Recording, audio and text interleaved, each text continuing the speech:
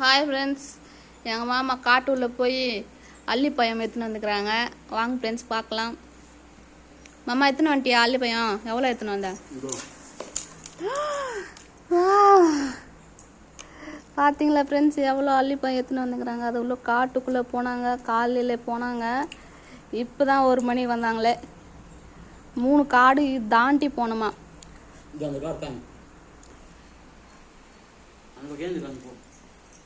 பார்த்தீங்களா ஃப்ரெண்ட்ஸ், இது ஜூன் காட்டு.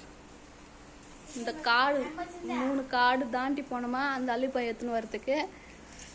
உங்களுக்கு வேணுமா ஃப்ரெண்ட்ஸ்? வாங்க, எங்கள் ஊர் சைடு நிறைய இருக்குது. எங்கள் மாமா கூட்டின்னு போவாங்க. உங்களுக்கு வேணுமானா கமெண்ட் சொல்லுங்கள். அதேமாரி இந்த அல்லிப்பழம் சாப்பிட்டா நல்லதான்னு சொன்னாங்க. அதனால எங்கள் மாமா போய் எடுத்துன்னு வந்துக்கிறாரு. இது சீசனை பொறுத்து தான் வரும் இல்லை மாமா? நாகப்பழம் சீசன் முடிஞ்ச உடனே இது வருமா. பார்த்தீங்க ஃப்ரெண்ட்ஸ், இந்த பஸ் ஸ்டாண்ட்லலாம் விற்கிறாங்க ஒரு கிளாஸ் 10 ரூபான்ட்டு. அப்போல்லாம் அதெல்லாம் வாங்கி சாப்பிடுவோம். இப்போ இவ்வளோ நிறையா இருக்குது, சாப்பிட முடியல. எது கொடுத்தான் காசு கொடுத்து வாங்கி சாப்பிட்டு தான் சாப்பிட்ட மாரி இருக்கும் இல்லையா?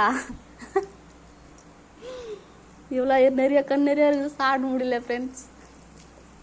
உங்களுக்கு வேணுமா? வாங்க ஃப்ரெண்ட்ஸ் சாப்பிட்லாம்.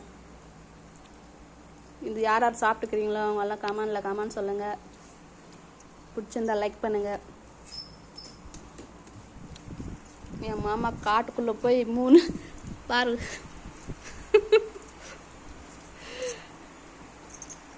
பசி அப்படியே சாப்பிட்றாரு.